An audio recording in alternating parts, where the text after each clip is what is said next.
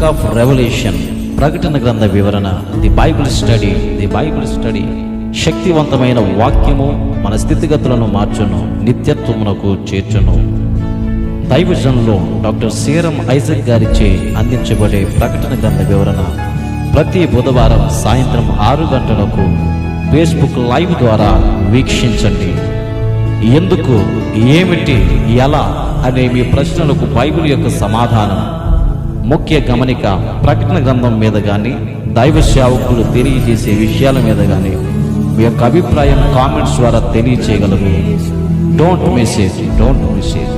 వివరములకు Joseph brothers, Christ grace prayer church, Uppada, Aminabad. దేవునికి మహిమ కలుగును గాక. మరి యొక్క దినము దేవుడు మన జీవితంలో ఇచ్చి ఉన్నారు. మీ అందరిని బట్టి నేను దేవుని స్తుతిస్తూ ఉన్నాను. ఈ దినాల్లో దేవుని వాక్యాన్ని మనము ధ్యానం చేస్తూ ఉన్నామండి. దేవుని వాక్యము మనల్ని బలపరుస్తుంది. దేవుని వాక్యము మనల్ని నిరీక్షణతో ఉంచుతుందండి. మనం బ్రతకటానికి దేవుని వాక్యము చాలా అవసరమైంది. ఆత్మీయముగా మనం బలపరచబడితే శారీరకమైన ధైర్యాన్ని కూడా వాక్యము ద్వారా మనం పొందుకోబోతూ ఉన్నాం.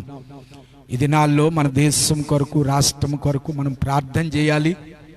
మరి ఎందువలన పరిస్థితులన్నీ ఇలా ఉన్నాయో మనకు తెలియదు, కానీ సమస్తమును కూడా ఎరిగి ఉన్న దేవుడు మరి కొంతకాలము దేవుడు అనుమతించిన తరువాత మరలా మనల్ని ఆయన తన కృప చేత మరి నడిపిస్తూ బలపరుస్తారని నేను ప్రార్థన చేస్తూ ఉన్నాను. ప్రార్థన చేసుకొని మరి దేవుని యొక్క వాక్య ధ్యానంలోనికి మనం వెళదాం. పరిశుద్ధుడా, మీకు వందనాలు. ఈ దినాల్లో మరి మీ వాక్యాన్ని మేము ధ్యానం చేస్తూ ఉన్నాము నాయన. ప్రకటన గ్రంథములో ఉన్న సత్యములను మా ప్రభువా మరి మేము నేర్చుకుంటూ ఉన్నాము తండ్రి. మీరు మాతో మాట్లాడుతూ ఉన్న విధానాన్ని బట్టి మీకు స్తోత్రములు. నా సొంత ఆలోచనలు, తలంపులు కాకుండా మీరే మాతో మాట్లాడుతూ ఉన్నది మీకు స్తోత్రములు. ఈ దినాల్లో మీరు ఎవరో అన్నది మేము తెలుసుకోవటానికి, మేము ఎవరమి అన్నది మేము తెలుసుకోవటానికి, అలాగనే మేము ఏం చేయాలి అన్నది ప్రభువా మీరు మాతో మాట్లాడుతూ ఉన్నది మీకు స్తోత్రములు నాయనా. మీ కృపలో మీరు బలపరచమని యేసు పరిశుద్ధ నామములో అడుగుచున్నాము తండ్రి, ఆమేన్. మీ అందరికీ కూడా మరొకసారి ప్రభు నామములో వందనాలు తెలియజేస్తూ ఉన్నాను. మరి బలహీనులైన వారిని దేవుడు బలపరచాలని నేను ప్రార్థన చేస్తున్నాను. ఈ ప్రకటన గ్రంథంలో మరి 2వ భాగంలో మనం ఉన్నామండి. ఏమండి, నేను మొట్టమొదటిగా మీకు జ్ఞాపకం చేశాను ప్రారంభ దినములోనే మరి 3 భాగములు ప్రకటన గ్రంథము అని. ఏమండి, నువ్వు చూస్తూ ఉన్నది, ఇప్పుడు ఉన్నవి, వీటి వెంట కలుగబోయాయి. ఇప్పుడు ఏమండి, సంఘము యొక్క స్థితిని గురించి మనం నేర్చుకుంటూ ఉన్నాం. సార్వత్రిక సంఘము 7 కాలములు గురించి మనము నేర్చుకుంటూ ఉన్నాం.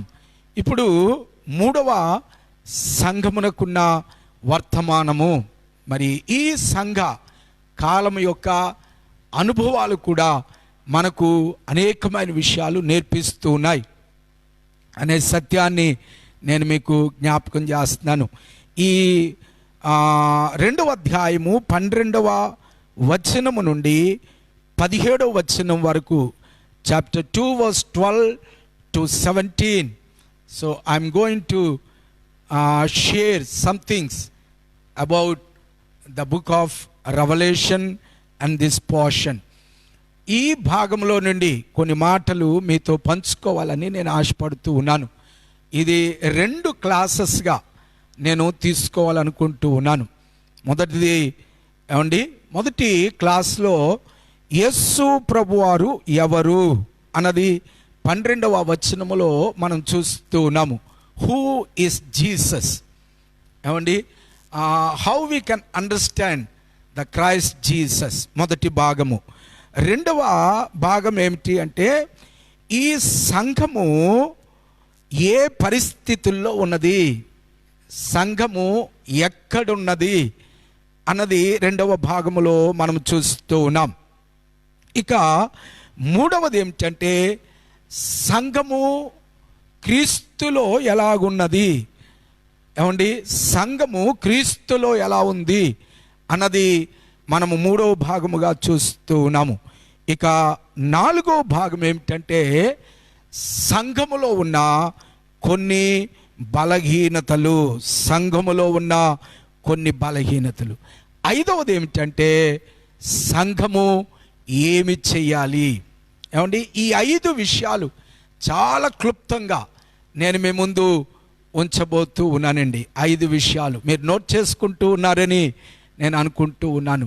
మొదటిగా క్రీస్తు ప్రభు ఎవరు అన్నది మనం అక్కడ చదువుతూ ఉన్నాము. ఎవరు క్రీస్తు ప్రభు అంటే ఏమండి ద షార్ప్ 2-edged స్వార్డ్. ఇంగ్లీష్లో మనం చదువుతూ ఉన్నాం ఏమిటంటే వాడి అయిన 2 అంచులు గల ఖడ్గము గల వాడు. ఏమండి హీ సో షార్ప్, ఆయన చాలా వాడి అయిన వాడు. నేను అంటాను ప్రపంచములో ఏ ఖడ్గమునకు లేని పదును నా యేసయ్య కొన్నదండి. ఏమండి ఆయన ఎటువంటి హృదయములోనికైనా ఆయన చొచ్చుకొని పోగలడు అనే సత్యాన్ని ఈ సమయంలో నేను జ్ఞాపకం చేస్తూ ఉన్నాను. ప్రభువుని నువ్వు అర్థం చేసుకోవాలండి. ఆయన వాడి అయిన ఏమండి 2 అంచుల ఖడ్గము గలవాడు, 2-edged 2 అంచులు. ఈ లోకంలో చాలా మట్టుకున్న ఖడ్గాలన్నీ కూడా 1 edge, ఒక అంచే ఉంటుంది. ఆయన 2 అంచుల ఖడ్గము కలిగిన వాడు నా ప్రభువుని గురించి చెప్పబడిన సత్యం అన్నమాట అండి. ఏమండి ఎటువంటి హృదయంలోనికైనా ఆయన చొచ్చుకొని పోగలిగే శక్తిమంతుడు. అటువంటి నా ప్రభువు చెప్తూ ఉన్నాడు. మొదటిది ఆయన ఎవరు అంటే he is the and sharp and 2-edged sword. ఆయన 2 అంచుల వాడి కలిగిన ఖడ్గము, ఆత్మ ఖడ్గం అన్నమాట. దేవునికి మహిమ కలుగును గాక. రెండవదిగా నేను జ్ఞాపకం చేస్తూ ఉన్నాను, త్వరగా ముందుకు వెళుతూ ఉన్నాను. ఎందుకంటే కొన్ని ప్రత్యేకమైన విషయాలు మనము కలిసి జ్ఞాపకం చేసుకోబోతూ ఉన్నాము ఆర్ నేర్చుకోబోతూ ఉన్నాం. రెండవది ఏమిటంటే ఈ సంఘము ఎటువంటి పరిస్థితుల్లో ఉన్నది. సాతాను సింహాసనమున్న స్థలములో నీవు కాపురం ఉన్నావని నేను ఎరుగుదును.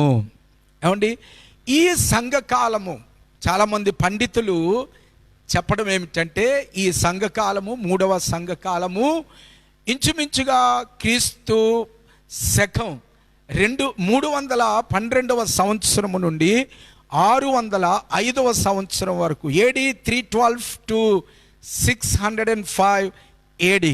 ఏమండి ఈ సంఘకాలం అన్నమాట అండి. ఈ 300 సంవత్సరములలో ఏమిటి ప్రత్యేకత అంటే సంఘములోనికి సాతానుడు ప్రవేశించాడు. ఏమండి సంఘములోనికి ఒక రకంగా చెప్తే సంఘము సాతాను సింహాసనమున్న స్థలములో కాపురము ఏర్పాటు చేసుకోవటానికి ఏమండి ప్రయత్నాలు మొదలైనవి అన్నమాట అండి. ఈ 300 సంవత్సర కాలం వరకు అన్నమాట అండి సంఘము చాలా అద్భుతముగా ముందుకు వెళ్ళిందండి.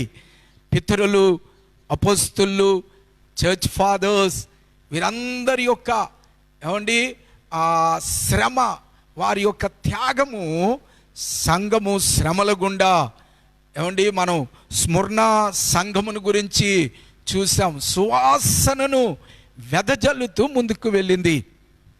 కానీ చరిత్ర ఏ విధంగా చెప్తూ ఉందంటే ఇంచుమించుగా 325 ఆ కాలఘట్టంలో ఏమండి కాన్స్టంటైన్ అనే చక్రవర్తి ఒక కలను అన్నాడటండి. ఒక కలను అన్నాడు. ఏమిటా కల అంటే ఏమండి, తను ఒక యుద్ధానికి వెళ్ళబోతూ ఉన్నాడు. ఆ యుద్ధమును గూర్చిన ఆలోచన తన మనస్సులో ఉంది. ఎలా నేను ఆ యుద్ధములో జయించాలి అని ఆలోచిస్తూ ఉన్న సమయంలో ఒక క్రీస్తు ప్రత్యక్షత తాను చూశాడని.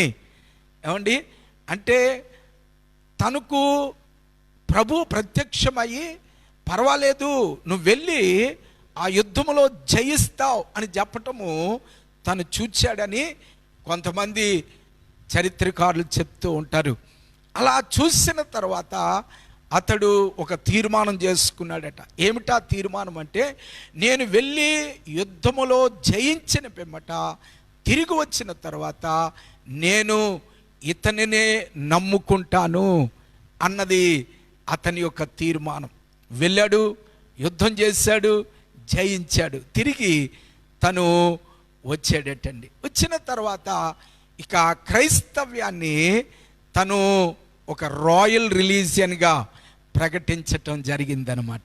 Royal religion. అప్పటి వరకు క్రైస్తవ్యము ఏమండి ఒక మైనారిటీ అన్నమాట అండి. అల్ప సంఖ్యాకులు మాత్రమే క్రీస్తును ఆరాధిస్తూ ఉండేవారు. కానీ ఎప్పుడైతే కాన్స్టంటైన్ చక్రవర్తి క్రైస్తవ్యాన్ని రాయల్ రిలీజియన్గా ప్రకటించాడో అప్పటి నుండి ఏమండి అప్పటి వరకు చాలామంది, majority of the people believing in Babylonian religion.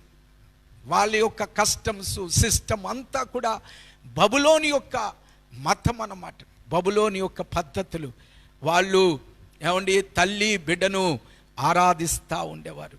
ఏమండి తల్లి వీనస్, కుమారుడు తమూస్, తల్లి బిడ్డ యొక్క ఆరాధన. ఏమండి వారికి పండగలు, చాలా పండగలు ఉంటూ ఉండే అన్నమాట అండి. కానీ క్రైస్తవులకు అప్పటి వరకు రోజూ పండగే అన్నమాట. ఎందుకు అంటే వారు రహస్యంగా ప్రార్థన చేసుకునేవారు, రహస్యంగా ఆరాధించేవారు, రహస్యంగా ప్రభు బల పరిచర్యలో పాలు పంపులు పొందేవారు, రహస్యంగా బాప్తీసాలు జరిగేవి. అన్ని రహస్యం అన్నమాట. తెలిస్తే వారిని బంధించి శిక్షించేవారు. కానీ ఎప్పుడైతే కాన్స్టంటైన్ క్రైస్తవ్యాన్ని రాయల్ రిలీజియన్గా ప్రకటించాడో ఒక్కసారిగా ఈ బబులోను మతస్థులందరూ కూడా క్రైస్తవ్యములోనికి ప్రవేశించారు. మారు మనస్సు లేని క్రైస్తవ్యము, మారు మనస్సు కలిగిన క్రైస్తవ్యం. అలాగా క్రైస్తవ్యము ఈ పెర్గమము సంఘకాలములో అన్నమాట అండి రెండుగా విడిపోయింది. మారు మనస్సు కలిగిన క్రైస్తవ్యము, మారు మనస్సు లేని క్రైస్తవ్యము. అప్పటి వరకు వాళ్ళు తల్లి బిడ్డను ఆరాధించేవారు. ఇక అప్పటి నుండి ఏమండి క్రైస్తవ్యమును గూర్చి కొన్ని ఆలోచనలు చేసి మరి ఎలా ఈ మతాన్ని ముందుకు తీసుకొని పోవాలి అని చెప్పి కొంతమంది ఒక కౌన్సిల్లో తీర్మానం చేశారన్నమాట అండి.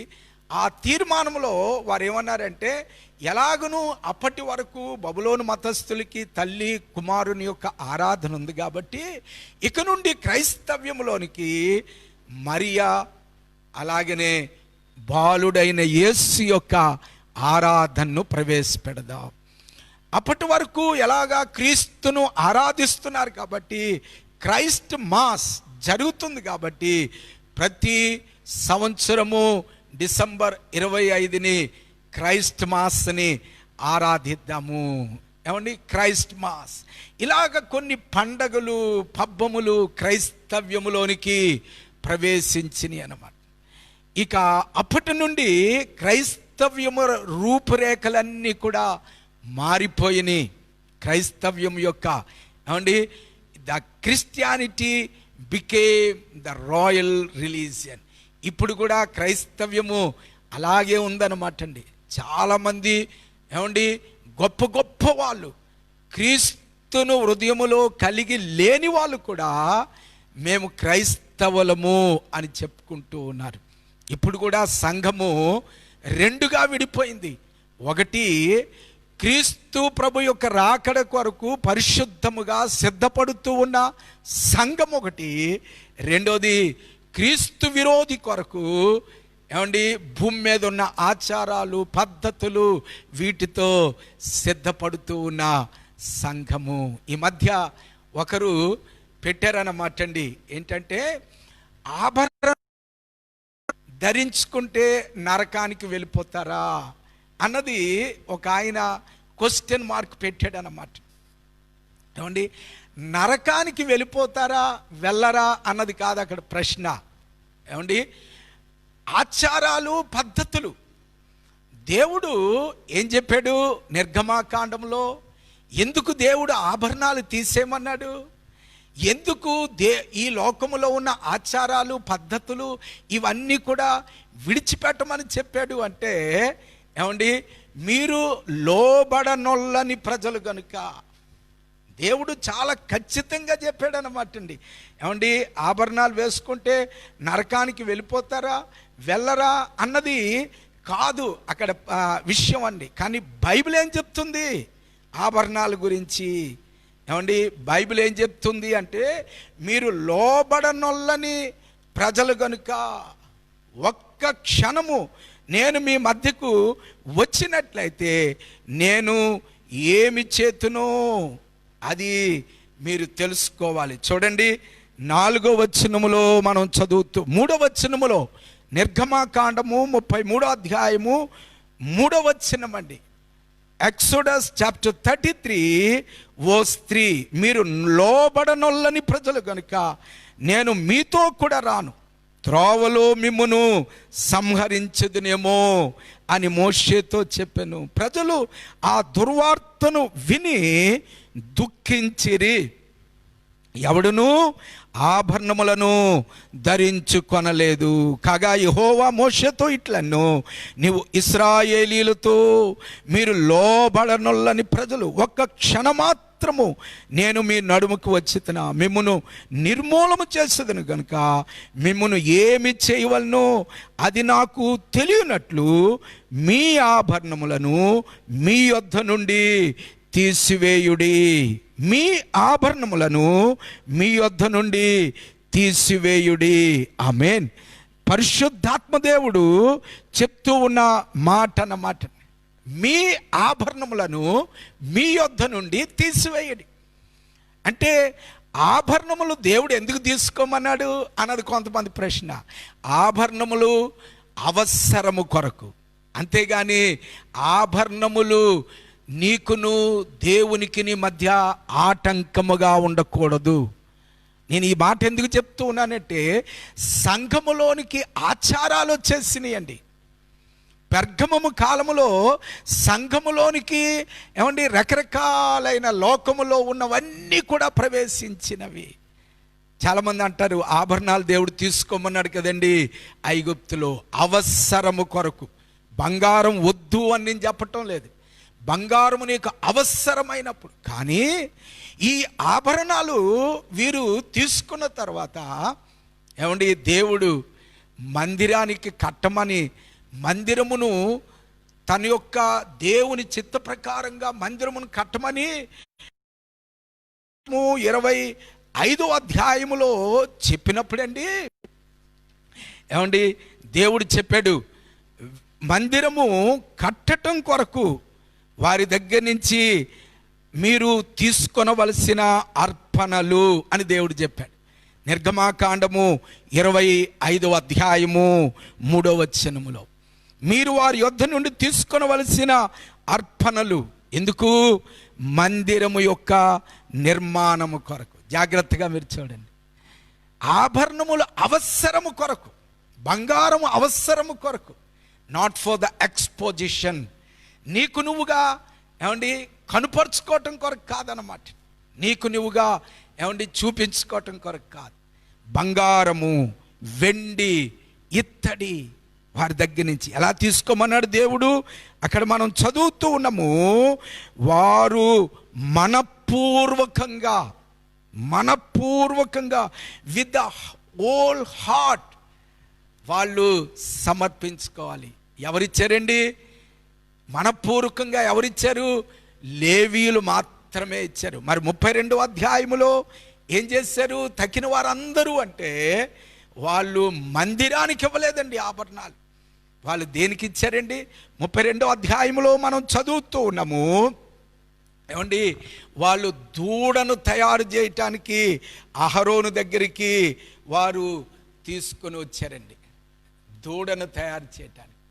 ఏమండి, అక్కడ వాళ్ళు తీసుకొచ్చి అహరోనుతో చెప్తూ ఉన్నారు, మా ముందు నడవటం కొరకు మాకొక దూడను తయారు చేయమని చెప్తూ ఉన్నారు.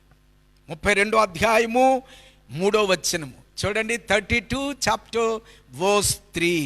ప్రజలందరూ తమ చెవులకున్న బంగారు పోగులను తీసి అహరోను నొద్దకు తెచ్చిరి. అహరోను నొద్దకు తెచ్చిరి. అహరోను వాటిని ఏం చేశాడంటే దూడగా తయారు చేశాడు. అంటే ఆభరణము వలన ఏమొచ్చిందండి? విగ్రహారాధన వచ్చింది. ఆభరణము, అసలు దేవుడు ఏం చెప్పాడు? ఆభరణాలేమో అవసరము కొరకు తీసుకోమంటే ఆభరణాలు ఇప్పుడు ఏమైపోయినాయండి? విగ్రహారాధన అయిపోయింది. అది అందువల్లనే దేవుడు, అంతేగాని ఆభరణము నిన్ను నరకానికి తీసుకెళ్తుంది అని దేవుడు చెప్పలేదన్నమాట. అది తర్వాత నువ్వు దేవుని యొక్క ఇష్ట ప్రకారంగా జరిగిస్తే ఎక్కడికి వెళ్తావు, దేవుని యొక్క ఇష్టానికి వ్యతిరేకంగా చేస్తే ఎక్కడికి వెళ్తావు అన్నది అది నీకు తెలుస్తుంది అన్నమాట. అర్థమైందా అండి నేను చెప్పేది? ఏమండి, కాబట్టి దేవుడు బంగారాన్ని, ఇత్తడిని, వీటిని వద్దని చెప్పలేదండి, వెండిని వద్దని చెప్పలేదు. నీ దగ్గర ఉండాలి, సమృద్ధిగా ఉండాలి, కానీ అది నీకు దేవునికి మధ్యలోనికి రాకూడదు. ఇప్పుడు సంఘములోనికి ఏమొచ్చినాయి అంటే అన్ని ఆచారాలు, పద్ధతులు, బబులోని యొక్క, ఇప్పుడు చాలా మట్టుకు సంఘములో ఉన్న ఆచారాలన్నీ కూడా బబులోని యొక్క ఆచారాలు అన్నమాట. బబులోని యొక్క పద్ధతులు, బబులోని యొక్క పద్ధతులు. కానీ పరిశుద్ధాత్మ దేవుడు చెప్తూ ఉన్నాడు, ఏమండి, ఇక్కడ పెర్గమము సంఘము గురించి, నీవు సాతానుడు సింహాసనమున్న స్థలములో కాపురముంటున్నావు, కానీ నాయందు విశ్వాసి అయ్యుండి నన్ను గూర్చి సాక్షి అయిన అంతిపయము నామమును, ఏమండి, మధ్యను చంపబడిన దినములో నీవు నా నామమును గట్టిగా చేపట్టి నాయందులి విశ్వాసమును విసర్జింపలేదని నేను ఎరుగుదును. దేవునికి స్తోత్రం కలుగును గాక. ఏమండి, ఈ విధంగా సంఘములో ఉన్న దురాచారాలు, సంఘములో ఉన్న, ఏమండి, లోకం యొక్క ఆచారాలు, ఇవన్నీ వ్యతిరేకించే కొంతమందిని, ఉదాహరణకు అక్కడ చెప్పబడిన పేరేమిటంటే యాంటిపాస్, అంతిపయ, అతన్ని పట్టుకొని అప్పుడు కొంతమంది చంపేశారన్నమాట. ఎందుకు అంటే సంఘానికి వ్యతిరేకముగా మాట్లాడటం బట్టి. ఏమండి, దేవుని యొక్క చిత్తానికి, ఏమండి, దేవుని యొక్క చిత్తములో ఏ విధంగా నడుచుకోవాలి అని చెప్పటం బట్టి, సంఘములో ఉన్న దురాచారాలను బట్టి, ఖండించటాన్ని బట్టి అక్కడ చంపేశాడు. అయినా పరిశుద్ధాత్మదేవుడు చెప్తూ ఉన్నాడు ఏమిటంటే, మీలో చాలామంది నన్ను విసర్జించలేదు. మీకు అర్థమైందా అండి? ఆ కాలంలోనే సంఘము రెండుగా విభాగింపబడింది. అప్పటి నుంచే చాలామంది పండితులు చెప్పడం ఏమిటంటే ప్రొటెస్టెంట్స్ అండ్ క్యాథోలిక్స్. ఏమండి, ఈ లోక ప్రకారమైన ఆలోచనలను, తలంపులను అన్నిటినీ కూడా ప్రొటెస్ట్ చేసేవారు అన్నమాట అండి. ప్రొటెస్టెంట్స్గా వచ్చేసారు. తర్వాత ఈ బబులోని యొక్క ఆచారాలు, పద్ధతులు, తల్లి బిడ్డ ఆరాధన, ఇవన్నీ కూడా ఆచరించే వాళ్ళందరూ కూడా క్యాథోలిక్ విభాగంలోనికి వెళ్ళిపోయారు. కానీ దురదృష్టవశాత్తు ఇప్పుడు ప్రొటెస్టెంట్లో, అప్పుడు ప్రొటెస్ట్ చేసిన సంఘాలు చాలా మటుకు ఇప్పుడు ఈ క్యాథోలిక్, ఏమండి, ఆచారాలన్నిటిని మరలా అనుసరించటం మొదలు పెడతా ఉన్నారు. ఇప్పుడు కూడా అసలు ప్రభువుని మనము ఎలాగ ఆరాధించాలండి? ఆయన సర్వశక్తిమంతుడు. ఆయన ఏమండి ప్రభు యొక్క ఆ మహిమను చూచి మనం ఆరాధించాలి. ప్రభు యొక్క ప్రత్యక్షతను చూచి మనం ఆరాధించాలి. ప్రభువుని మనము ఏమండి ఆయన యొక్క ప్రసన్నతను చూచి ఆరాధించాలి. కానీ ఇప్పుడు కూడా కొంతమంది బాలుడైన యేసును తొట్టిలో పండుకోబెట్టి ఆరాధిస్తూ ఉన్నారు. ఒక బొమ్మని ఏమండి తొట్టిలో పెట్టి ఆరాధిస్తూ ఉన్నారు. నేను ఒక విషయాన్ని అడుగుతా అండి, ప్రభు యొక్క స్వరూపాన్ని మనం ఏం చేస్తున్నామంటే ఒక చిన్న బొమ్మతో మనం పోల్చేస్తూ ఉన్నాం. ఒక చిన్న బొమ్మతో. అసలు బొమ్మకు ప్రభువుకి ఎక్కడైనా పోలిక ఉందా అండి? ఒక్కసారి మీరు ఆలోచించండి. అందువల్లనే దేవుని యొక్క వాక్యము చాలా ఖచ్చితంగా చెప్తా ఉంది. మీలో ఎంతమంది దాన్ని మీరు అర్థం చేసుకుంటున్నారో నాకు తెలియదు, కానీ రోమీలకు రాసిన పత్రిక 1వ అధ్యాయములో పరిశుద్ధాత్మ దేవుడు చాలా ఖచ్చితంగా మాట్లాడుతూ ఉన్నాడన్నమాట అండి. ఏమంటున్నాడో తెలుసండి? అక్కడ మనం చదువుతూ ఉన్నాము. 18వ వచనము నుండి మీరు చదవండి. 18వ వచనము నుండి అన్నమాట అండి.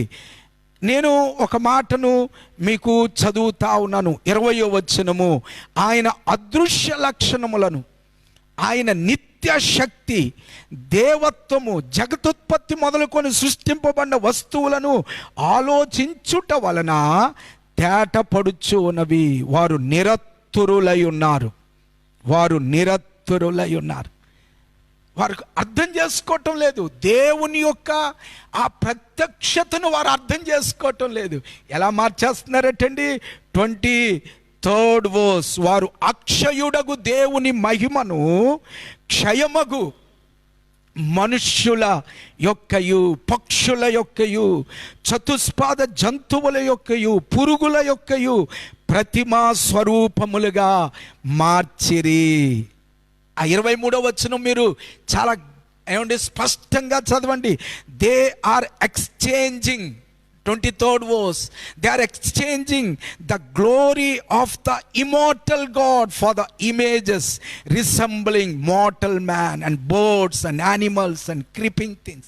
Mortal man అండి క్షయమైపోయే మానవుని యొక్క రూపంలోనికి, చిన్న చిన్న బొమ్మల రూపంలోనికి యేసు ప్రభు ఎలాగుంటాడట?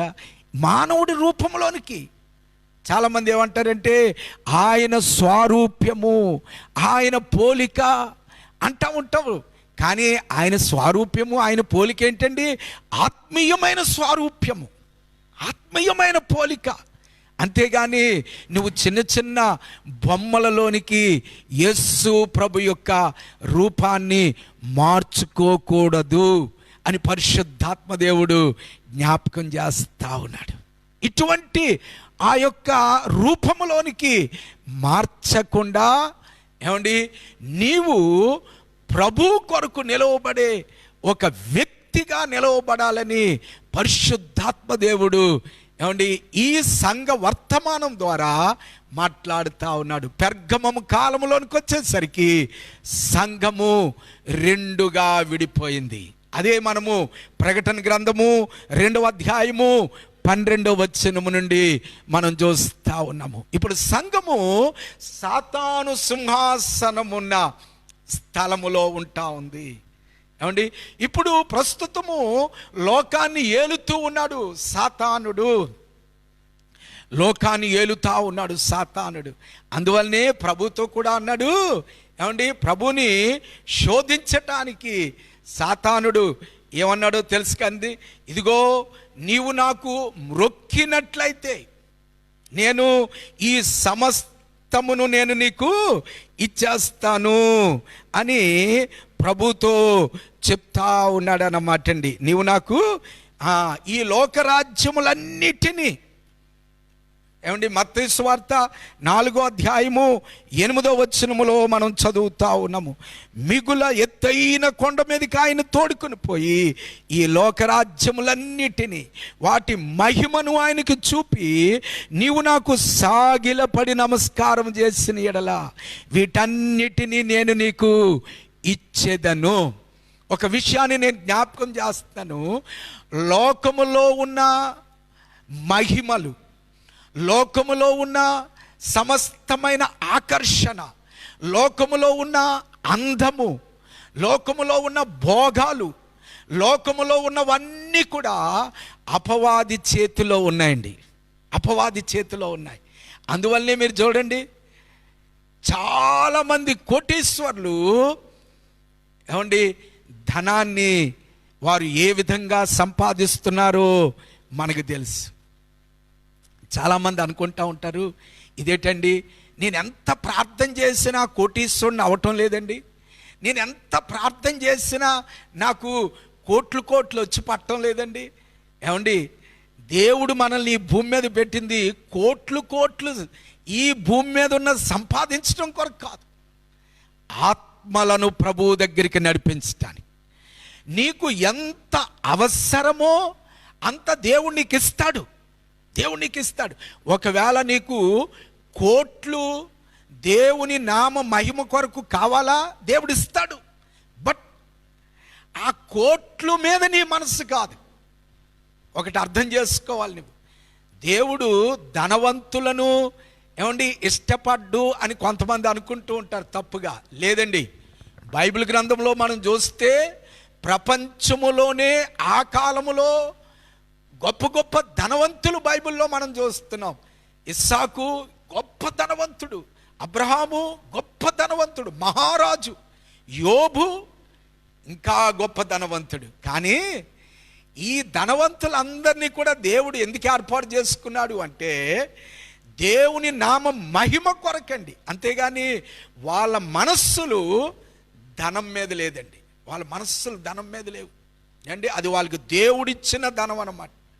అందువల్లనే అబ్రాహాముని గురించి మనం ఇలా చదువుతూ ఉన్నాము, పునాదులు కలిగిన పట్టణము కొరకు ఆయన ఎదురు చూచుచూ ఉండెను.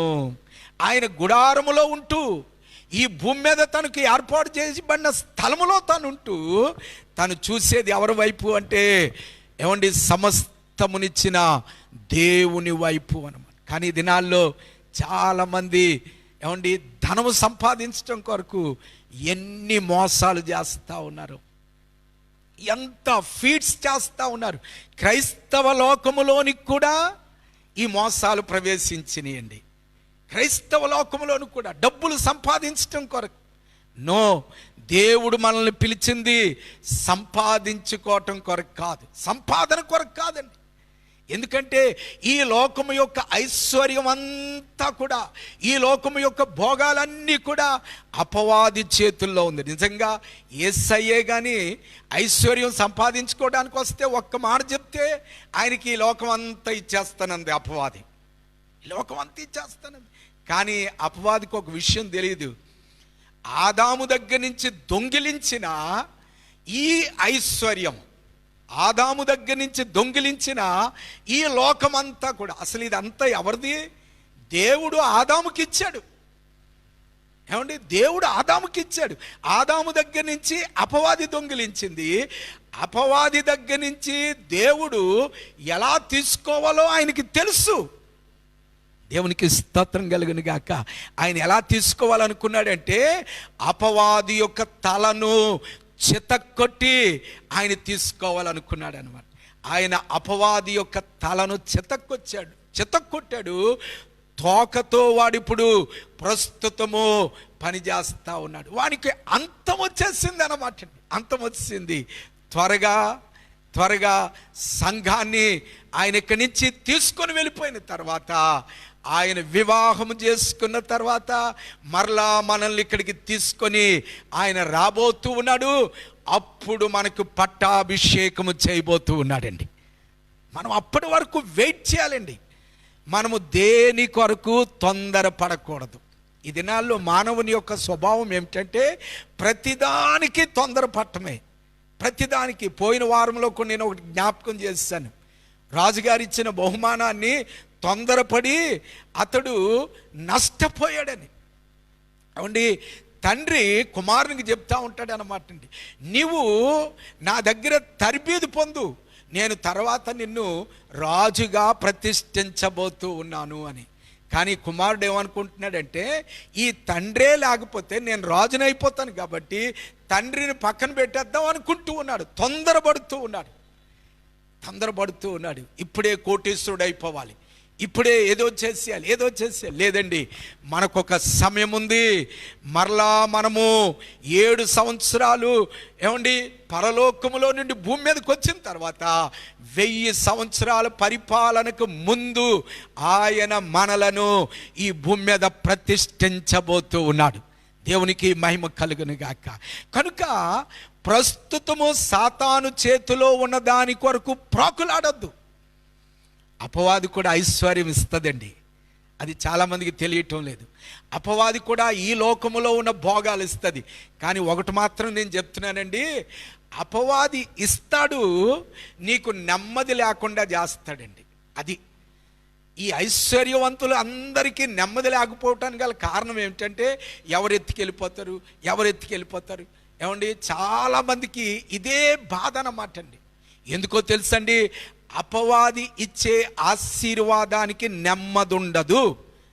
నేను ఎవరైనా ఒకవేళ అడిగితే అపవాది ఇచ్చిందా దేవుడిచ్చిందా ఎలా తెలుస్తుందండి డిఫరెన్స్ అని మీరు అడిగితే, నేను ఒకటే చెప్తూ ఉన్నాను, అపవాది ఇచ్చిన ఆశీర్వాదము నీ దగ్గరుంటే నీకు నెమ్మది ఉండదు. దేవుడిచ్చే ఆశీర్వాదము నీ దగ్గరుంటే అది నీకు నెమ్మదినిస్తుందన్నమాట. అదే డిఫరెన్స్ అన్నమాట. అందువలన దేవుని యొక్క బిడ్డలకు నేను జ్ఞాపకం చేస్తా ఉన్నాను, మనము ఏమండి సిద్ధపడే, అంటే శ్రమల్లో కూడా అంతిపావలే మనము దేవుని కొరకు నిలవబడే ఒక అనుభవాన్ని కలిగి ఉండాలని పరిశుద్ధాత్మ దేవుడు ఈ పెర్గమం సంఘంతో చెప్తా ఉన్నాడు అన్నమాట. ఈ సంఘముతో ఆయన చెప్తూ ఉన్నమాట ఏమండి, 3వ విషయం అన్నమాట అండి, మీరు నా ఏమండి అక్కడ చెప్తూ ఉన్నాడు ఏమిటంటే, మీరు నా యందు విశ్వాసి అయ్యుండి, ఏమండి ఒకవేళ మీరు సాక్ష్యము కలిగి నీవు నా నామమును గట్టిగా పట్టుకొని నా యందు విశ్వాసం ఉంచి నన్ను మీరు విసర్జించలేదు. ఈ గుంపు భూమి మీద ఉంది, ఆయనను పట్టుకున్న గుంపు భూమి మీద ఉందన్నమాట. నువ్వు ఆ గుంపులో ఉండాలని పరిశుద్ధాత్మ దేవుడు కోరుకుంటా ఉన్నాడు. ఇక 4వ విషయాన్ని నేను జ్ఞాపకం చేయాలని ఆశపడతా ఉన్నాను. మీలో ఎంతమందికి అర్థమవుతుందో నాకు తెలియదు, కానీ కొద్దిగా మీరు ప్రార్థనాపూర్వకంగా ఈ మాటల్ని మీరు ఆలోచించాలని ఆశపడతా ఉన్నాను. మొదటిది ఏం చెప్పానండి, నా ప్రభు ఎవరు. రెండోది, సంఘము ఏ పరిస్థితుల్లో ఉంది, ఎక్కడుంది. మూడోది, సంఘము ఏ పరిస్థితుల్లో ఉన్నప్పటికీ ప్రభువులో ఎలాగున్నది అన్నది నేను జ్ఞాపకం చేస్తాను. 4వది ఏమిటంటే ఏమండి, సంఘము 2వ భాగం అన్నమాట. ఒక సంఘమేమో విశ్వాసములో స్థిరంగా ఉన్న సంఘము, ఇంకొక సంఘం కూడా ఉంది.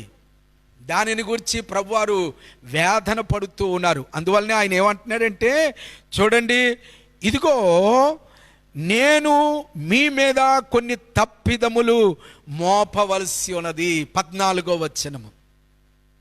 అంటే లోకములో దేవుని దగ్గర నుంచి తొలగిపోయిన సంఘం అన్నమాట. ఇది తొలగిపోయిన సంఘం. ఏమండి, ఒక సంఘము, మీరు కన్ఫ్యూజ్ అవ్వద్దు, ఒక సంఘము క్రీస్తులో బలపరచబడుతున్న సంఘము, ఎన్ని శ్రమలు వచ్చినా ఎన్ని ఇబ్బందులు వచ్చినా ప్రభువు కొరకు నిలవబడే సంఘము, ప్రభువుని మాత్రమే యాచించే, ప్రార్థించే, విజ్ఞాపన చేసే సంఘం అన్నమాట అండి. దేవునికి స్తోత్రం కలుగును గాక. ఆమేన్.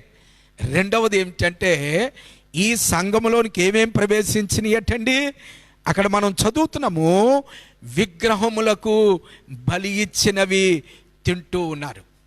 రెండవది, జారత్వము చేస్తూ ఉన్నారు. మూడవది ఏమిటంటే బాలాకు యొక్క బాలాకునకు నేర్పిన బిలాము బోధ అన్నమాటండి. నాలుగోది నికోలాయితుల బోధ. ఈ 4 కూడా చాలా సంఘాల్లో కనిపిస్తూ ఉన్నాయి. జాగ్రత్తగా మీరు జ్ఞాపకం చేసుకోవాలి. ఇది నాలో కొంతమంది అంటున్నారు, ఏంటండి విగ్రహార్పితాలు తింటే ఏంటండి, ఏమండి దానివల్ల నష్టం ఏమిటండి అని కొంతమంది అనుకుంటూ ఉన్నారు. ఏమండి నేను చెప్తూ ఉన్నాను ఏమిటంటే, మీరు ఏ ఇంట్లోనైనా ఎవరు పెట్టిందైనా తినొచ్చు, నేను తప్పు అంటం లేదు. కానీ ఒక వస్తువును దేవునికి ఇష్టము లేని చోట పెట్టి ఆ వస్తువును నీకు ఇచ్చినప్పుడు నువ్వు దాన్ని తీసుకోవటము దేవునికి ఇష్టం లేదండి, దేవునికి ఇష్టం లేదు. ఆమేన్. ఉదాహరణకి నేను ఒక విషయాన్ని నేను జ్ఞాపకం చేస్తాను. ఒక ఇద్దరు వ్యక్తులు ప్రక్కన కూర్చున్నారు. వారిద్దరికీ కూడా ఒకరు అన్నం వడ్డిస్తూ ఉన్నారన్నమాట. వారు చూస్తూ ఉండగా ఈ వడ్డిస్తూ ఉన్న వ్యక్తి ఎంగిలి చేసిన ఒక ఆహారాన్ని తీసుకొచ్చి వడ్డిస్తే వీళ్ళకి ఇష్టమవుతుందా? ఎంగిలి చేసిన ఆహారం అది వాళ్ళ తల్లిదండ్రులు చూస్తే దాన్ని ఒప్పుకుంటారా? వాళ్ళ పిల్లలు తినటానికి ఒప్పుకోరు. ఎందుకంటే నా పిల్లలు వేరొకరు ఎంగిలి చేసిన ఆహారాన్ని ఎలా తింటారు? అలాగనే ఏమండి ఒక అపవాది దగ్గర పెట్టిన ఆహారము, ఏమండి నీవు దేవుని బిడ్డగా ఉన్నప్పుడు దానిని భుజించటానికి దేవుడు అనుమతించడు. మనము వేరొకరి గురించి కాదు మాట్లాడేది, నేను మాట్లాడేది మన గురించి నేను మాట్లాడుతూ ఉన్నాను. నీవు అలాగా ఆహారాన్ని వాటి ముందు పెట్టకుండా నీకు ఇచ్చినట్లయితే నువ్వు భుజించవచ్చు. కానీ ఏమండి నేను చెప్పేది ఏమిటంటే, విగ్రహార్పితములు తింటే నువ్వు పరలోకానికి వెళ్తావో నరకానికి వెళ్తావో అన్నది కాదు. ఈ పరలోకానికి వెళ్ళటం నరకానికి వెళ్ళటం అన్నది ఇది దేవుని చేతిలో ఉందండి. మనం ఇక్కడ కూర్చొని ఆలోచించడం కాదు. మనం చేయాల్సింది ఏమిటంటే, జాగ్రత్తగా మీరు జ్ఞాపకం చేసుకోవాలి. ఈ దినాల్లో చాలామంది బోధకులు మనుషుల్ని కన్ఫ్యూజ్ చేస్తున్నారు. ఏమండి మనం పరలోకం వెళ్తామా నరకం వెళ్తామా ఇక్కడ కాదు మీరు డిసైడ్ చేయాల్సింది, అదంతా దేవుని యొక్క చేతుల్లో ఉంది. ఇక్కడ మనం ఆలోచించాల్సింది ఒక్కటే, నీవు దేవుని ఇష్టాన్ని చేస్తున్నావా అపవాది ఇష్టాన్ని జరిగిస్తున్నావా? అది నువ్వు ఎక్కడికి వెళ్తావో అన్నది కాదు, అది నువ్వు ప్రక్కన పెట్టు. నీవు దేవుని ఇష్టాన్ని, నీ తండ్రి ఇష్టాన్ని నువ్వు జరిగిస్తున్నావా లేదా అన్నది చాలా ప్రాముఖ్యమైన విషయం. నేను మాట్లాడుతోంది మీరు చాలా జాగ్రత్తగా జ్ఞాపకం చేసుకోవాలి. కొంతమంది ఏమంటారంటే పరలోకం వెళ్ళిపోతామండి, అలా చేస్తే పరలోకం వెళ్ళిపోతాం. మీరు నేను కాదండి డిసైడ్ చేయాల్సింది. కొంతమంది ఏమంటారంటే అస్సలు వాళ్ళు పరలోకం వెళ్ళరండి అంటూ ఉంటారు.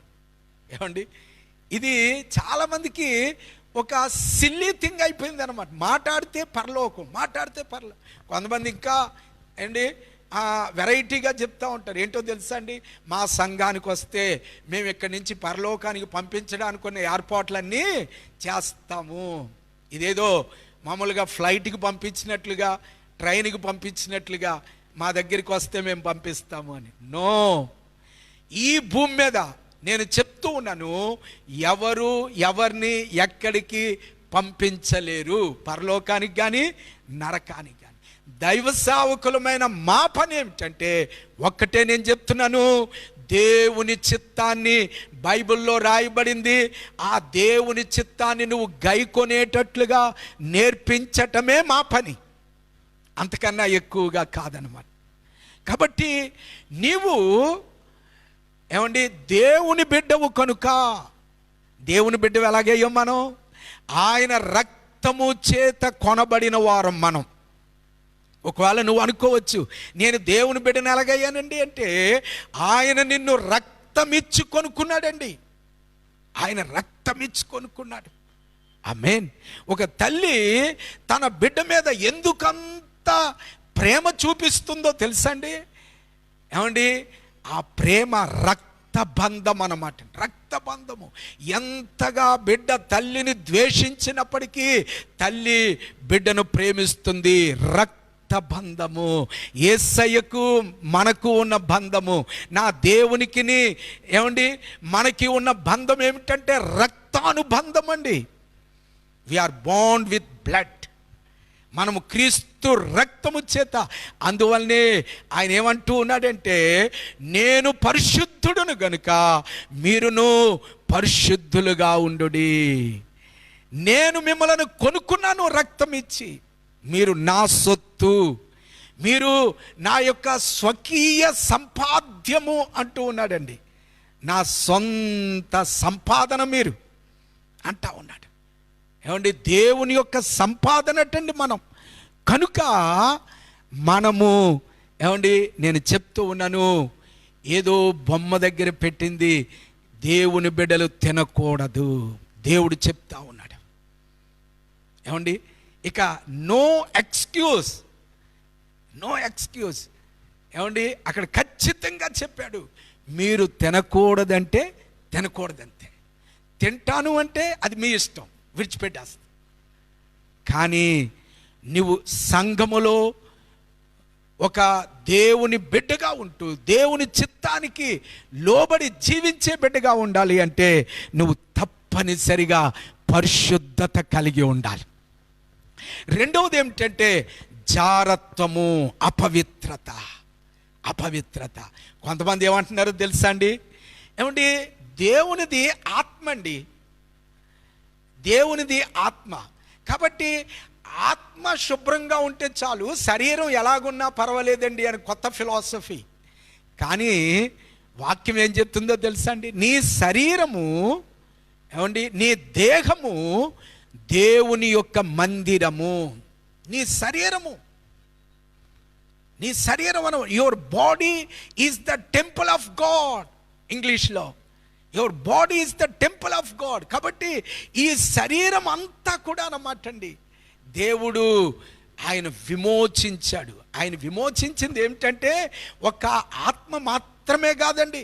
తెస్సలోనీయులకు రాసిన పత్రిక, మొదటి పత్రిక 5వ అధ్యాయములో చాలా ఖచ్చితంగా పరిశుద్ధాత్మ దేవుడు మాట్లాడుతూ ఉన్న వాక్యము, మనందరికీ బాగా తెలిసిన వాక్యం అన్నమాట అండి. మనం చాలాసార్లు చదువుకున్న వాక్యం అండి. అక్కడ మనం ఈ విధంగా చదువుతూ ఉన్నాము.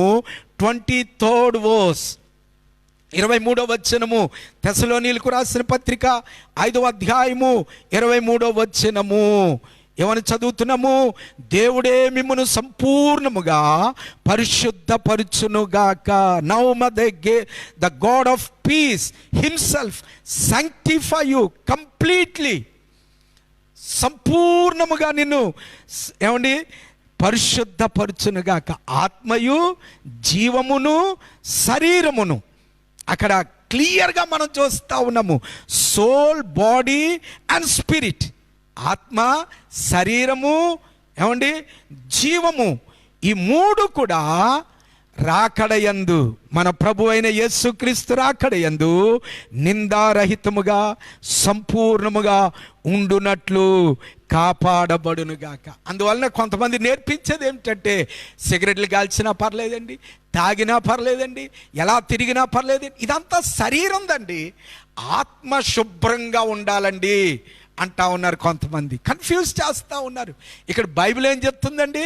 నీ శరీరము, నీ ఆత్మ, నీ జీవము ప్రభు యొక్క రాకడయందు నిందారహితముగా పరిశుద్ధంగా ఉండాలి.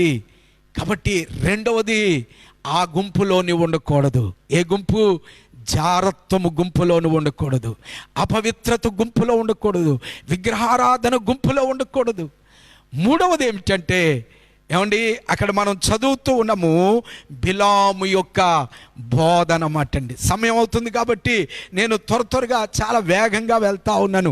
మీ అందరికీ బాగా తెలుసు, సంఖ్యాకాండము 22వ అధ్యాయములో నుండి ఈ బిలాము యొక్క ఏమండి బోధన మనం చూస్తూ ఉన్నామండి. బిలాము యొక్క బోధన అన్నమాట అండి. ఈ ఏమండి సిప్పోరు కుమారుడైన 22వ అధ్యాయములో సంఖ్యాకాండము 22వ అధ్యాయములో బాలాకు ఇశ్రాయేలీలు అమోరీయులకు చేసినదంతయు చూచి జనము విస్తారముగా ఉన్నందున మోయాబీలు వారిని చూచి మిక్కిలి భయపడిరి. ఈ బాలాకు మోయాబీలకు రాజనమాట. ఇతను ఏమనుకున్నాడు అంటే, మేము ఇశ్రాయేలీయులను జయించాలి అంటే ఎలాగనూ మేము జయించలేం. ఎందుకంటే అక్కడ మనం చదువుతున్నాము, అమోరీయులకు చేసినదంతా కూడా ఈ బాలాకు చూశాడు. ఇక అతనికి ఉన్నది ఒక్కటే అన్నమాట అండి. ఏమిటి అంటే, ఇశ్రాయేలీయులను శపించాలి. ఈ ఇశ్రాయేలీయులను శపించాలి అంటే ప్రవక్తను తీసుకొని రావాలి. ఆ దినాల్లో ఒక ప్రాముఖ్యమైన ప్రవక్త అంటే ఈ యొక్క బిలాము అన్నమాట. చాలా ఈ బిలాము ఏం మాట్లాడితే అది జరిగేదటండి. కానీ అతనికి ఒక విషయం అర్థం కాలేదు. ఏమిటంటే, ఇశ్రాయేలీలను శపించాలి అంటే ముందుగా ఇశ్రాయేలీలను కాపాడుతూ ఉన్న దేవుని యొక్క ఆ కంచెను దాటాలి, మొదటిది. రెండోది ఏమిటంటే, ఈ బిలాము ఇశ్రాయేలీలను శపించాలి అంటే బిలాము యొక్క నోటిలో దేవుడు వాక్కు పెట్టాలి. ఆమేన్. దేవుడు చెప్తేనే కానీ బిలాము ఏమీ మాట్లాడటానుకున్న అధికారం లేదు. ఈ రెండు మర్చిపోతా ఉన్నారు. దేవుని నామములో నిలవబడి మాట్లాడాలి అంటే దేవుడే వాక్కు పెట్టాలండి. నీ సొంత జ్ఞానం కాదు, ఇదేదో రాసుకొచ్చి చెప్పేది కాదండి, వాక్యం. ఏమండి, చాలామంది ఎక్కడో ఏదో రాసుకొని వచ్చి చెప్పేస్తా ఉన్నారు. రాసుకొచ్చి చెప్పేది కాదు, దేవుడు నీ నోట్లో పెట్టాలి వాక్కు.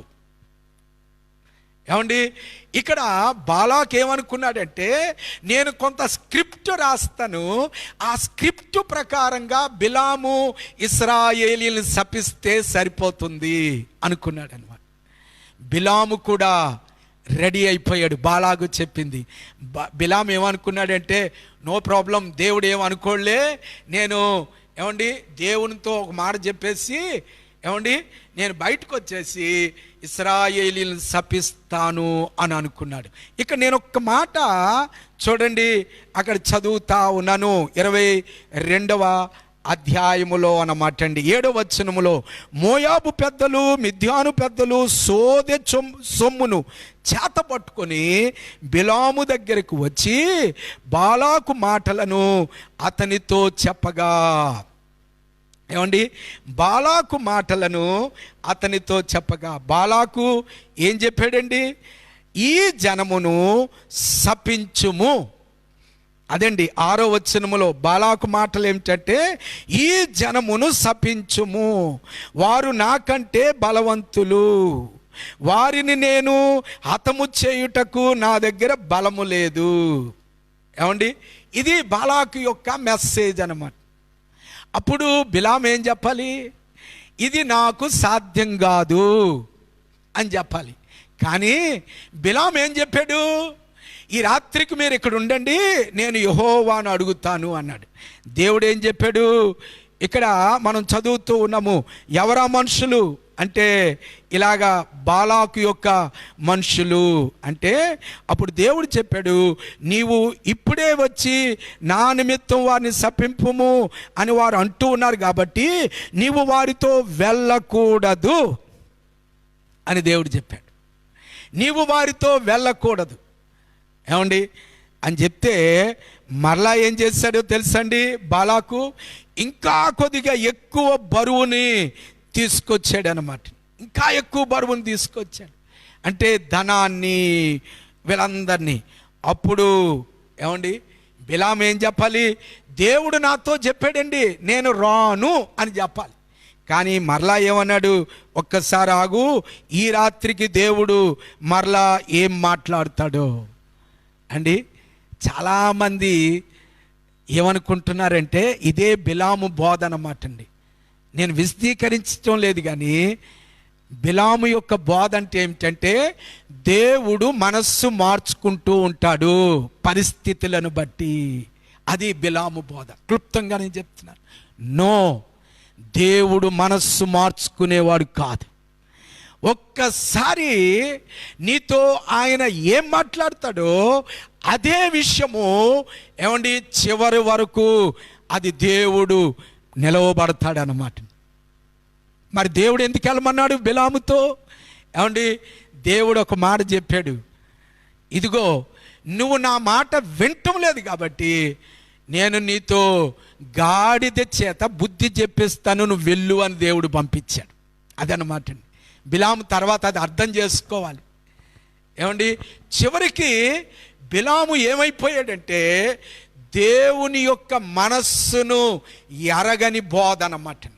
దేవునిని అర్థం చేసుకోలేని బోధ. దేవుని యొక్క దాసునిగా ఉండి కూడా దేవునిని అర్థం చేసుకోలేని బోధ. ఇప్పుడు కొంతమంది దైవ సేవకులతో పరిశుద్ధాత్మ దేవుడు మాట్లాడుతూ ఉన్నాడు. నీవు బోధించే బోధ తప్పనిసరిగా దేవునిని నువ్వు అర్థం చేసుకోవాలి, దేవుణ్ణి అర్థం చేసుకోవాలి. అంతేగాని దేవుడు మాటకి మార్పు చెందేవాడు కాదు. ఆయన ధనానికి లోబడేవాడు కాదు. ఏమండి ఆయన ధనానికి లోబడేవాడు కాదు. ఇక నాలుగవదిగా నేను జ్ఞాపకం చేసి ముగిస్తానండి. నాలుగవది ఏమిటంటే నికోలాయితుల బోధ. నికోలాయితుల బోధ అంటే ఏమిటంటే ఏమండి లేమన్ డామినేషన్. అంటే దేవుని యొక్క సంఘ పరిచర్య కొరకు కొంతమందిని కాపరులుగాను, అపోస్తలులుగాను, ప్రవక్తలుగాను, బోధకులుగాను, స్వార్థికులుగాను ఆయన ఏర్పాటు చేసుకున్నాడు. ఎవరికి అప్పచెప్పిన పరిచర్య వారికి ఇచ్చాడు. ఈ నికోలాయితులు ఎవరు అంటే లే పీపుల్ అన్నమాట. వీళ్ళు ప్రతిదానికి మేము అజమాయిషి చలాయిస్తాం, మేమే అంటే వీళ్ళు సౌలు యొక్క గుంపు అన్నమాట. సౌలు యొక్క గుంపు అంటే మీకు అర్థమైందని అనుకుంటూ ఉన్నాను. సమూయేలు బలి అర్పించడానికి ఆలస్యమైందనుకుని రాజైన సౌలే బలి అర్పించడానికి ముందుకొచ్చేసాడండి. ఏమండి అందువలన 13వ అధ్యాయములో సమూయేలు మొదటి గ్రంథం 13వ అధ్యాయములో ఏమైందండి? దేవుని యొక్క కోపానికి గురి అయిపోయాడు. నీకు దేవుడు ఏ పని అప్పచెప్తే, బహుశా నేను చెప్తున్నాను, నిన్ను దేవుడు అపొస్తలుడిగా ఏర్పాటు చేసుకున్నాడేమో. అపొస్తలుడు అంటే పంపబడినవాడు. నువ్వు ఒక దగ్గర ఉండటానికి కాదు, సంఘాన్ని బలపరచటానికి. రెండవది, ఒకవేళ నిన్ను దేవుడు ప్రవక్తగా ఏర్పాటు చేసుకున్నాడేమో. ఒకవేళ దేవుడు నిన్ను కాపరిగా, కాయటం కొరకు. ఒకవేళ నిన్ను సువార్థికునిగా, బోధకునిగా. నేను చెప్తాను, నూతన నిబంధన సంఘములో అందరూ యాజకులే. కానీ ఈ యాజకత్వములో 5 ఆఫీసెస్. ఈ 5 ఆఫీసెస్లో ఏ ఆఫీస్ దేవుడు నీకు ఇచ్చాడో అన్నది నువ్వు జ్ఞాపకం చేసుకోవాలి. ఒకవేళ నువ్వు ఉద్యోగస్తుడివే, టీచర్వే, లేకపోతే ఎగ్జిక్యూటివ్ జాబ్, డాక్టర్వి, లేకపోతే ఇంజనీర్, నువ్వు ఏ పనైనా చేస్తూ ఉండొచ్చు. It's a secondary job, but the primary job is God's job. దేవుని పని. ఏమిటా దేవుని పని? నిన్ను దేవుడు ఒకవేళ ఏమండి సువార్థికునిగా పిలిచాడేమో. అందువల్ల నిన్ను దేవుడు ఏ పని కొరకు పిలిస్తే ఆ పనే. నికోలాయితుల బోధ ఏమిటంటే వాళ్ళ పని వాళ్ళు విడిచిపెట్టేసి వేరొకరి పనిలోనికి కలుగు చేసుకునేటం అన్నమాట అండి. అది దేవుడు నీకు స్వార్థికునిగా నిన్ను పిలిచాడేమో, నువ్వు స్వార్థికుని పని చేయి. దేవుడు ఒకవేళ నిన్ను ప్రవక్తగా పిలిచాడేమో, ప్రవక్త పని చేయి. ప్రవక్త యొక్క ప్రతిఫలం నువ్వు పొందుకోబోతున్నావు. ఒకవేళ దేవుడు నిన్ను కాపరిగా పిలిచాడేమో, కాపరి పని చేయి. కాపరత్వము, కాపరి అంటే కాయటం అన్నమాట. మందను కాయటం, మందను మేపటం, ఆ పనే నువ్వు చేయి. దేవుడు నీకు ఇచ్చిన పని. ఏమండి, ఆ పనిలో నువ్వు నమ్మకముగా ఉండు. ఈ విధంగా ఏమండి, దేవుని చిత్తానికి విరుద్ధముగా సిద్ధపడుతూ ఉన్న సంఘము, ఒక సంఘము పెర్గమములో ఉంది. రెండవ సంఘం ఏమిటంటే దేవుని యందు విశ్వాసము కలిగి నిలవబడిన సంఘము.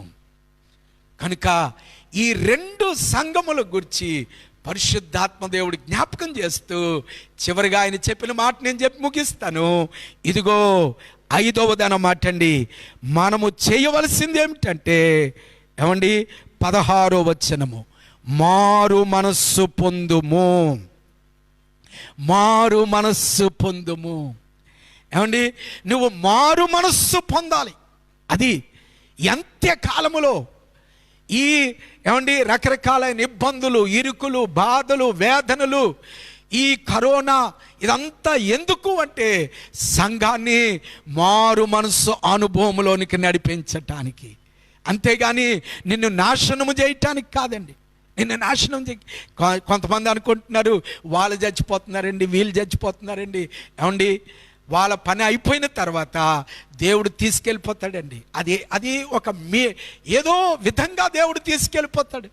మరణము అన్నది ప్రతి ఒక్కరికి వస్తుంది, ప్రతి ఒక్కరికి వస్తుంది. అందువల్ల నువ్వు భయపడవలసిన అవసరం లేదు. నువ్వు ఈ భూమిని విడిచిపెట్టక ముందు నేను చేయాల్సిన పని ఏమిటంటే మారు మనస్సు పొందాలి. మారు మనస్సు పొందాలి. మారు మనస్సు అంటే దేవుని మనస్సు అని అర్థము. ఏమండి, ఈ విగ్రహారాధన, జారత్వము, బిలాము బోధ, నికోలాయితుల బోధ చేత నింపబడిన మనస్సును పక్కన పెట్టి దేవుని యందు విశ్వాసం ఉంచిన మనస్సును కలిగి ఉండటమే మారు మనస్సు. అర్థమైందా అండి? మారు మనస్సు అంటే ఏంటండి అని చాలామంది అనుకుంటూ ఉంటారు. మారు మనస్సు అంటే ఇంకేమీ కాదండి, దేవునిని కలిగి ఉన్న మనస్సు. అంటే దేవునిని కలిగి ఉన్నానని ఎలా తెలుస్తుంది? నీ ప్రతి యాక్టివిటీలో నువ్వు దేవుని మీద ఆధారపడతావు. నువ్వేం చేయాల్సి ఉన్నా, ఉద్యోగానికి వెళ్ళేటప్పుడు, లేకపోతే నువ్వు బయటికి వెళ్ళేటప్పుడు, లేకపోతే నువ్వు ఏదైనా పని చేసేటప్పుడు నువ్వు ఎవరిని అడుగుతావంటే దేవుణ్ణి అడుగుతావండి. దేవుడు చెప్పినట్లుగా ముందుకెళ్తావు. అది మారు మనస్సు అనుభవము. అది నీకు తెలిసిపోతుంది. నువ్వు దేవుణ్ణి అడుగుతున్నావా, లోకం మీద ఆధారపడుతున్నావా, నీ జ్ఞానం మీద ఆధారపడుతున్నావా, దేవుని మీద ఆధారపడుతున్నావా? నువ్వు దేవుని మీద ఆధారపడితే దేవుడు నీ పట్ల అద్భుతము చేయబోతూ ఉన్నాడు, అద్భుతము చేయబోతూ ఉన్నాడు. అందువలన నా సమయమైంది. ఈ సమయంలో నేను జ్ఞాపకం చేస్తూ ఉన్నాను, నువ్వు ఏ గుంపులో ఉన్నావు? నువ్వు ఇదిగో ఈ భూమి మీద ఉంటూ కూడా, సాతాను సింహాసనం ఉన్న ఈ భూమి మీద ఉంటూ కూడా మనము దేవుని యందు విశ్వాసం ఉంచే సంఘ అనుభవంలో ఉందామండి. కంప్లీట్గా దేవుని మీద ఆధారపడదామండి. దేవుడు నీ పట్ల అద్భుతం చేయబోతూ ఉన్నాడు. దేవునికి ఇష్టము లేకుండా నీ దగ్గరికి ఏది రావటానికి దేవుడు అనుమతించడు. అది నేను ఖచ్చితంగా చెప్పగలను అన్నమాట అండి. ఇదిగో పగలు ఏలు, రాత్రిని సంచరించు, ఏ తెగులు కూడా నీ గుడారమునకు సమీపించటానికి దేవుడు అనుమతించడు. దేవుడు అనుమతించకుండా ఏది నీ దగ్గరకు రాదనమాట అండి, నీ దగ్గరికి రాదు. కాబట్టి దేవుని మీద ఆధారపడదాం. దేవుణ్ణి విసర్జించొద్దు, దేవుణ్ణి తృణీకరించొద్దు, దేవుణ్ణి దూషించొద్దు. నువ్వు ఏ విషయంలో కూడా దేవునికి వ్యతిరేకముగా నువ్వు మాట్లాడద్దు. దేవుడు నీ పట్ల అద్భుతం చేయబోతూ ఉన్నాడు. దేవుడు నీ కొరకు దాచి ఉంచిన మేలుల గురించి వచ్చే వారం నేను నీతో మాట్లాడతాను. మనం సిద్ధపడదాం. 5 విషయాలు నేను మీకు జ్ఞాపకం చేశాను. ఈ 5 విషయాల్లో మనము సిద్ధపరచబడదాం. దేవుడు మనలను బలపరచునుగాక. ఆమేన్. కళ్ళు మూసుకుందాం అండి, ప్రార్థన చేసుకుందాం. పరిశుద్ధుడా, ఈ మాటలు మా అందరి జీవితముల్లో స్థిరపరచబట్టానికి కొన్ని కృప దాయిచ్చండి. ఈ వాక్యం మీది మా ప్రభువా, మా సొంత ఆలోచన తలంపులు కాదు నాయన, మీరు ప్రతి ఒక్కరితో మాట్లాడండి నాయనా. మేముంటూ ఉన్న ఈ భూమి సాతాను సింహాసనం ఉన్న భూమి అయినప్పటికీ కూడా మేము మీలో ఉన్నాము నాయన, మీతో ఉన్నాము నాయన. మీరు మమ్మల్ని నడిపిస్తూ ఉన్నారు. ఎన్ని ఆటంకాలు వచ్చినా, ఎన్ని ఇబ్బందులు వచ్చినా, ఎన్ని సమస్యలు వచ్చినా మీరు మాకున్నారన్న ధైర్యంతో మేము ముందుకు వెళ్ళటానుకున్న కృపను దాయిచ్చేయండి. వేదనలో, ఇబ్బందుల్లో, ఇరుకుల్లో మిమ్మల్ని గుర్చిన ప్రత్యక్షత లేకుండా నలిగిపోతున్న బిడ్డల్ని మీరు ధైర్యపరచండి నాయన. మీ కృపలో బలపరచమని, ఈ వాక్యము హృదయంలో స్థిరపరచమని యేసు పరిశుద్ధ నామమున అడుగుచున్నాము తండ్రి, ఆమేన్. మన తండ్రి అయిన దేవుని ప్రేమ, కుమారుడైన యేసయ్య కృప, పరిశుద్ధాత్మ దేవుని యొక్క సహాయము, కాపుదల సదాకాలము తోడైండును గాక. ఆమేన్, ఆమేన్, ఆమేన్. Thank you. మీ అందరికీ వందనాలండి. ప్రార్థనాపూర్వకంగా ఈ వాక్యాన్ని మనము ధ్యానిద్దాం. ఏదైనా మీకు కన్స్ట్రక్టివ్ డౌట్స్ అడగాలని కాకుండా ఏదైనా తెలుసుకోవాలి అన్న డౌట్స్ ఉంటే నాకు ఫోన్ చేయండి.